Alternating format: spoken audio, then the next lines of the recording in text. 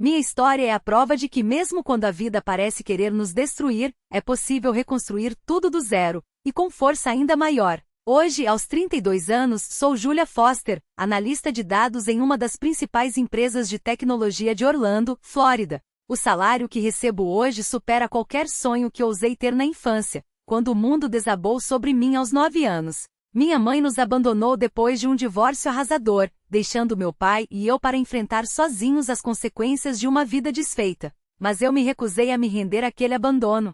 Transformei a dor em combustível e, passo a passo, construí uma carreira que muitos nem ousariam imaginar. Por anos, achei que aquelas feridas tinham cicatrizado. Até que em uma noite fria de outono, batida na porta do meu apartamento trouxe de volta tudo o que eu havia enterrado. Minha mãe, depois de décadas de silêncio, havia me encontrado, não por saudade, não por arrependimento, mas porque descobriu meu sucesso financeiro. E não veio sozinha. Ao seu lado, meu meio-irmão, um jovem mimado que nunca havia cruzado meu caminho, exigia uma quantia absurda de dinheiro, como se eu lhe devesse algo. Cada palavra deles era uma faca, revestida de ganância e desfaçatez.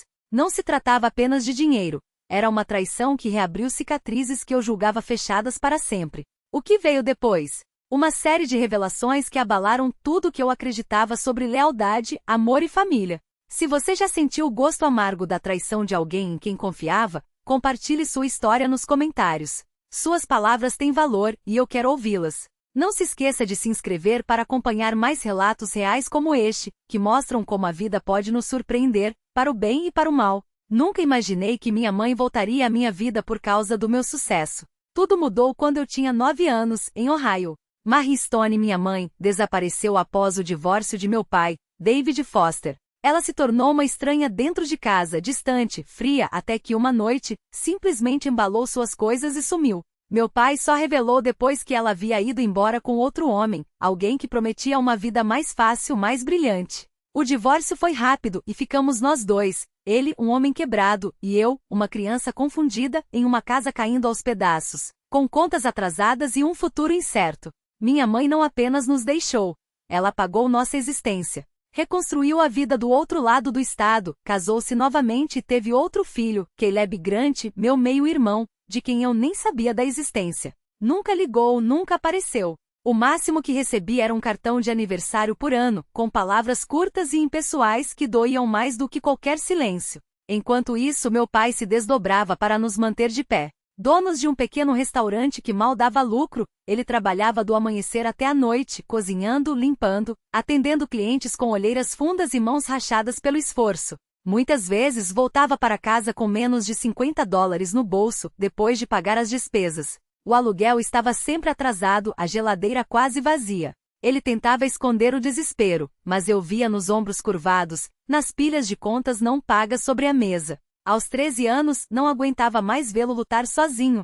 Comecei a trabalhar como pudesse, babá para os vizinhos até tarde da noite, estudando à luz de uma lanterna depois que as crianças dormiam. Logo arrumei mais empregos, repositora em uma mercearia, faxineira depois da escola, entregadora de jornais antes do sol nascer. Todo centavo que ganhava ia para as contas de casa, para a comida, para a luz. Meu pai protestava, dizia para eu ser apenas uma criança, mas eu não ouvia. Era a minha maneira de lutar contra o vazio que minha mãe havia deixado. Escondia o cansaço, fingia que tudo estava bem, mesmo com as mãos doloridas de tanto esfregar pisos ou as pernas ardendo depois de pedalar quilômetros. A escola era meu refúgio. Ficava depois das aulas no clube de matemática, perdendo-me em números para silenciar a dor. Nas noites em que ele não estava tão exausto, meu pai se sentava comigo à mesa da cozinha, a cabeça balançando de sono enquanto me ajudava com os deveres.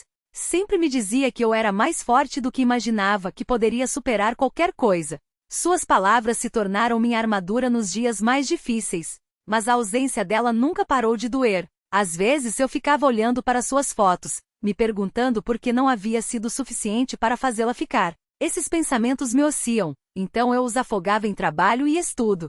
Quando cheguei ao ensino médio, já havia aprendido a depender apenas de mim. Guardei cada moeda, me enterrei nos livros e jurei nunca mais confiar em alguém como um dia confiei nela. Meu pai era meu porto seguro, mas sabia que ele não poderia sustentar nosso mundo sozinho para sempre. Tinha que construir o meu, e foi o que fiz, um passo exaustivo após o outro. Mesmo anos depois, o peso da minha infância nunca desapareceu completamente. Aprendi cedo que a independência era minha única saída. No ensino médio, me joguei nos estudos como se minha vida dependesse disso. Noites viradas aperfeiçoando problemas de cálculo, buscando as melhores notas. Minha orientadora educacional percebeu minha determinação e me indicou para bolsas de estudo. Aos 17, conquistei uma bolsa integral em uma universidade estadual para estudar análise de dados, uma área perfeita para minha mente lógica, que sempre buscou padrões onde outros viam apenas caos. Aquela bolsa foi minha tábua de salvação, a chance de reescrever meu destino. Mas mesmo com a mensalidade paga, tudo mais ficava por minha conta: livros, aluguel, comida. Não havia rede de segurança, apenas força de vontade. Para sobreviver, acumulei vários empregos. Durante a semana, era garçete no restaurante da universidade, equilibrando bandejas e esquivando-me de derramamentos de café enquanto revisava mentalmente fórmulas de programação. Nos fins de semana, trabalhava como assistente em um pequeno escritório de advocacia, organizando papéis e atendendo ligações sem fim. À noite, limpava escritórios, esfregando pisos e enxugando mesas até os braços tremarem. Meus dias começavam às 5 da manhã e terminavam bem depois da meia-noite. Cada hora era contabilizada em um cálculo mental de contas a pagar. Cada centavo era destinado à sobrevivência, com uma pequena reserva para emergências.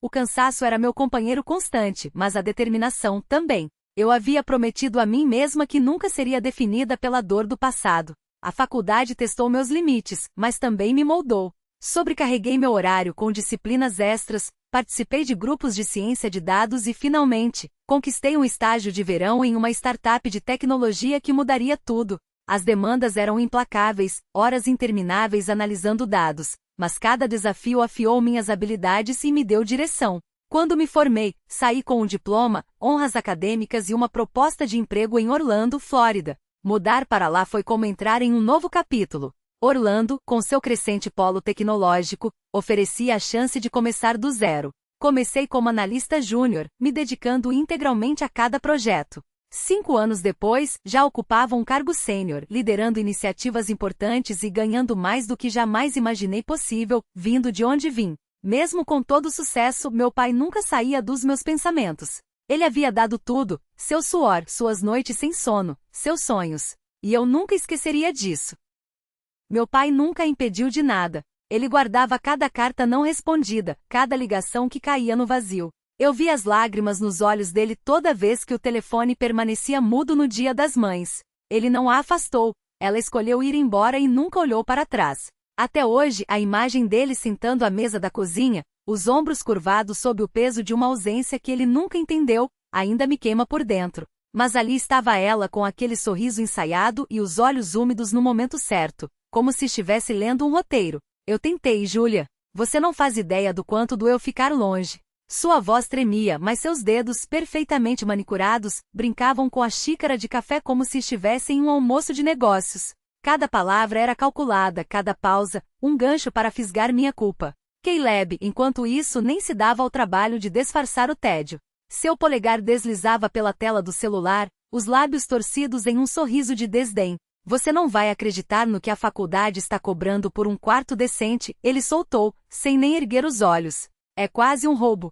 Mas bom, você pode bancar, né? A arrogância na voz dele era como uma faca sendo girada devagar. Não era um pedido. Era uma cobrança. Eu deveria ter me levantado ali mesmo. Deveria ter jogado dinheiro na mesa e saído sem olhar para trás, como ela fez comigo. Mas havia algo em mim, uma parte teimosa, ferida, que ainda esperava por um sinal de que tudo aquilo não tinha sido em vão. Que ela não era apenas uma estranha com meu sangue nas veias. Por que agora? Perguntei, minha voz mais firme do que eu me sentia. 20 anos se passaram. O que mudou? Ela hesitou apenas por um segundo, mas foi o suficiente.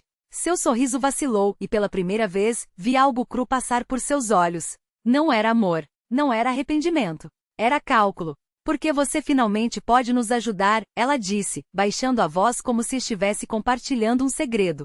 E família se ajuda, não é, querida? A palavra família soou como uma ameaça. Eu olhei para Caleb, para a maneira como ele examinou meu relógio, meu casaco, avaliando o valor de tudo ao seu redor como se eu fosse uma conta bancária ambulante. E então entendi, eles não tinham vindo por mim, tinham vindo pelo que eu poderia dar a eles. Não era uma reconciliação, era uma transação. A raiva queimou meu peito, mas junto com ela veio uma clareza gelada. Eu não devia nada àquela mulher. Não depois de todas as noites em que chorei me perguntando por que não era suficiente. Não depois de todas as vezes que meu pai segurou minha mão e sussurrou: um dia, você vai ver que o amor dela não definia o seu valor. E ali, entre o cheiro de café e o barulho dos talheres, eu finalmente vi. Não, disse, empurrando a cadeira para trás. Eu não vou pagar pela sua culpa. Nem pela sua conveniência. Seus olhos se arregalaram, incrédulos. Pela primeira vez a máscara caiu. Não havia lágrimas, não havia desculpas. Apenas uma frialdade que confirmou tudo o que eu sempre soube. Ela não me queria. Nunca me quis. Queria apenas o que eu poderia oferecer. E pela primeira vez na vida eu não ia dar. De mal dela e agora via sua própria confiança sendo usada como arma. Você invadiu o e-mail do meu pai. Minha voz saía baixa, mas cada sílaba cortava o ar como uma lâmina. Você, ela não se mexeu. Não negou. Apenas aquele sorriso tenso, como se eu fosse a irracional por me importar. Como se roubar a privacidade do homem que a amou até o último suspiro fosse um direito dela. Ele sempre foi dramático, murmurou, ajustando a bolsa no colo como se estivéssemos falando do tempo. Você herda isso dele. Caleb riu, um som seco e sem graça, enquanto deslizava o dedo pela tela do meu celular, que havia deixado sobre a mesa. Como se tudo aquilo fosse dele por herança. Parem, ordenei, arrancando o aparelho de suas mãos. Saiam da minha casa. Júlia, seja razoável. Ela estendeu a mão como se pudesse me acalmar com um toque. Como se eu fosse um animal selvagem a ser domado. Nós só queremos o que é justo. Justo? A palavra queimou minha garganta. Você sabe o que é justo, mãe? É não ter que olhar para você e ver a mulher que destruiu meu pai. Que sumiu da minha vida e agora volta como se fosse um favor. Que usa o próprio filho como isca para extorquir a filha que abandonou. Seu rosto endureceu. Por um segundo, vi o ódio puro nos olhos dela, não por mim, mas por ter sido desmascarada. Por não conseguir mais me manipular. Você não tem ideia do que passei, sibilou. Do que ele me fez passar. Não, cortei. Você não tem ideia do que você nos fez passar. Caleb se levantou, cansado do espetáculo. Tô fora daqui, resmungou, enfiando as mãos nos bolsos. Não preciso desse circo. Espere, ela o segurou pelo braço, os dedos afundando na carne como garras. Nós não saímos daqui sem nada. Não repeti mais firme dessa vez. Vocês saem com nada. Como sempre deveriam ter feito. Ela abriu a boca, mas não saiu som. Pela primeira vez, não havia palavras. Não havia desculpas. Apenas o vazio de uma mulher que descobriu tarde demais que o mundo não girava ao seu redor. E quando a porta se fechou atrás deles, o silêncio que ficou foi mais alto que qualquer grito. Eu não chorei. Não quebrei nada. Apenas respirei fundo, olhei para as marcas de dedos na tela do meu celular e soube, com uma clareza cortante, que aquela seria a última vez que os deixaria entrar. Porque algumas feridas cicatrizam. E algumas portas se fecham para sempre. Seus olhos se cravaram nos meus, carregados daquele mesmo desprezo que eu já conhecia tão bem. Você invadiu o e-mail do pai? A pergunta saiu como um golpe, minha voz trêmula, mas firme. Ela não se encolheu. Não negou. Só sorriu, aquele sorriso afiado que sempre precedia suas palavras mais cruéis. Seu pai é um fracasso, Júlia. As sílabas escorriam de seus lábios como veneno. Aquele dinheiro miserável, arrastando você para baixo com ele. Eu só queria saber como você conseguiu escapar dessa mediocridade. Cada palavra era uma faca, torcida com precisão para ferir o homem que havia se partido ao meio por mim. Ao seu lado, Caleb riu baixo e sujo. É, um perdedor. Você merece mais que isso. Algo dentro de mim se inflamou. Não era raiva, era fogo puro, incontido. Dei um passo à frente, os dedos apertando o celular até doer. Minha voz cortou o ar, gelada e afiada como vidro. Saia. Agora. Ou eu chamo a polícia. Levantei o telefone, o dedo pairando sobre o botão de emergência. Seus olhos se arregalaram. Pela primeira vez, a máscara de controle se rachou. Você chamaria a polícia para sua própria mãe? A voz dela chiou, carregada de um ódio que já não me atingia mais. Caleb bufou, jogando o celular no sofá com um gesto teatral. Relaxa, não é para tanto, murmurou, mas eu vi o tremor em suas mãos. Não recuei. Vocês invadiram o e-mail do meu pai. Tentaram acessar minhas contas. Isso é crime. O silêncio que se seguiu foi uma confissão. Ela se levantou, os dedos cravados no braço de Caleb como garras. Você vai se arrepender disso, Júlia. O gelo em seu tom não me assustou. Só confirmou o que eu já sabia. A gente não terminou. A porta bateu atrás deles com um estrondo que ecoou como um veredito. Fiquei ali imóvel, ouvindo o eco do meu próprio coração. Então trancei a fechadura. As mãos ainda tremiam quando me deixei cair diante do laptop, os dedos voando sobre o teclado. Os logs não mentiam. Tentativas de login falhas, repetidas como um ritual obsessivo. Uma aba aberta no navegador, redefinição de senha do meu banco. Minha mente de analista de dados despertou fria e metódica. Cada clique, cada registro, uma prova irrefutável. Não era só invasão. Era traição calculada, a confirmação de que ela nunca havia me visto como filha, apenas como mais uma porta a ser arrombada, mais um cofre a ser esvaziado. O peso daquilo me esmagou o peito. Raiva, luto, uma incredulidade que queimava como ácido. Precisava saber até onde ela havia ido. O telefone tremeu em minha mão quando liguei para ele. Sua voz, familiar e cansada, respondeu após alguns toques. Júlia? A culpa me mordeu por adicionar mais uma preocupação às rugas que eu conhecia tão bem. Mas não havia volta. Contei tudo. Como ela havia violado seu e-mail, distorcido a verdade sobre ele a mantê-la afastada, como ela e Caleb tinham tentado rasgar minhas defesas. Ela mentiu sobre você, pai. Minha voz quebrou, mas não de fraqueza, de uma fúria contida, anos a fio. Ele suspirou longo e profundo, o tipo de suspiro que carrega décadas de decepção. É a Marie. Havia uma tristeza em seu tom que doía mais que qualquer grito. Ela sempre torceu as coisas para caber na história dela. Confirmou, o e-mail havia sido invadido semanas antes. Alguém havia redefinido sua senha. Ouvi-lo dizer isso em voz alta foi como levar um soco no estômago. Ela havia traído sua confiança de novo. E dessa vez, a traição reacendeu algo em mim, uma determinação fria, implacável. Não seria mais vítima. Não deixaria que nos destruíssem. Na manhã seguinte, o escritório de Mark Sullivan me recebeu com sua habitual precisão. Ele não perdia tempo com meias palavras.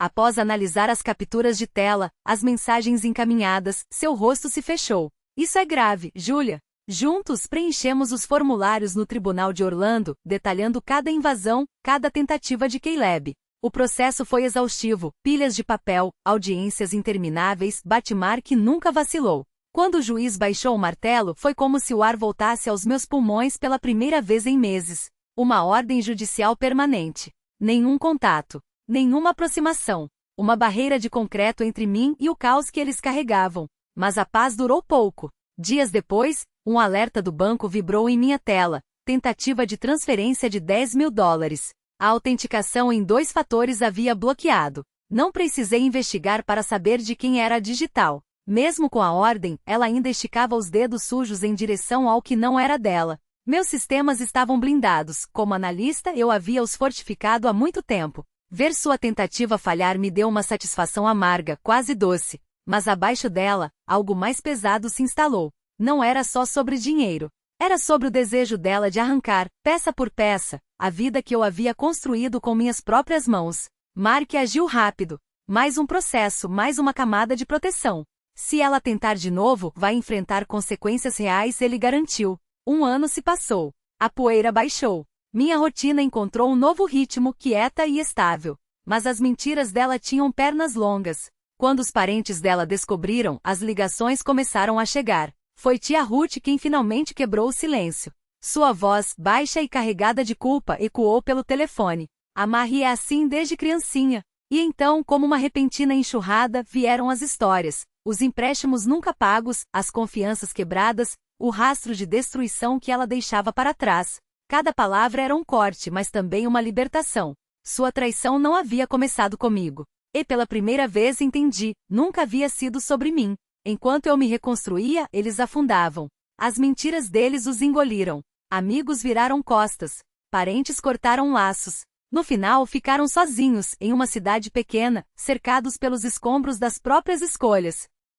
Foi nesse vazio que encontrei a terapia. Doutora Ellen Brooks, com sua calma inabalável, me guiou pelo labirinto de anos de manipulação. Você carregou as escolhas dela nas costas por tempo demais, ela disse uma tarde, enquanto a luz do sol filtrava pela janela. Meses de trabalho para desatar os nós que ela havia apertado em mim. Aprendi que a ausência dela nunca fora minha falha. Que a paz não exigia esquecimento. Exigia que eu parasse de deixar sua sombra ditar meus passos. E quando a clareza veio, veio também um propósito. Usei a dor para construir algo melhor. Uma organização em Orlando dedicada a crianças de famílias de baixa renda, bolsas, mentorias, o apoio que eu havia buscado em vão.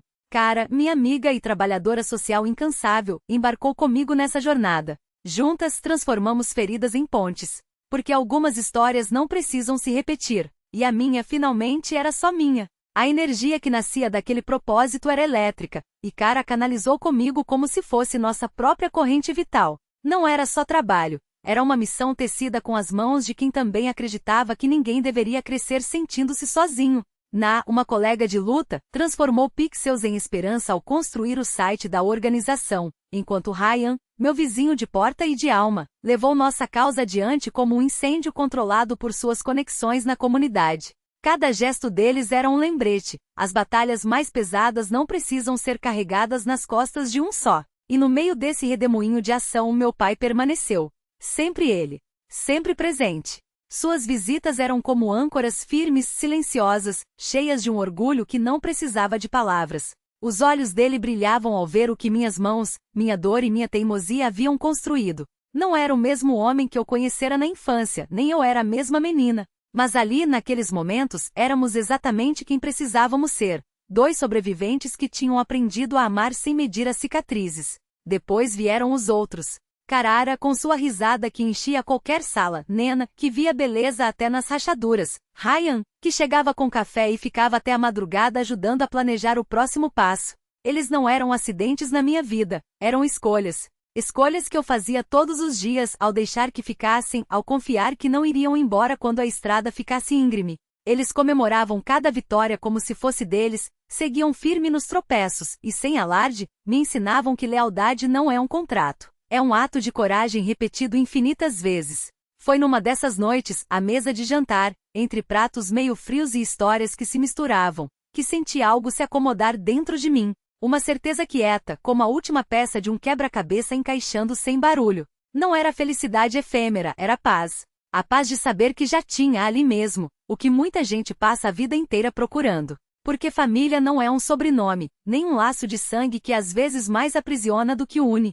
Família são as mãos que seguem apertando as suas mesmo quando as suas tremem. São os olhares que não desviam quando você desaba. São as vozes que sussurram você consegue quando o mundo grita desista. Se hoje você se sente sozinho, escute bem, você tem o direito de construir sua própria mesa. Convide quem te faz rir até doer a barriga, quem respeita seus silêncios, quem acende luzes onde você só via escuridão. E se esta história ressoou em você de alguma forma, quero saber. O que família significa para você? Não a definição dos dicionários, mas a sua, aquela que você vive, que você escolhe, que você constrói todos os dias.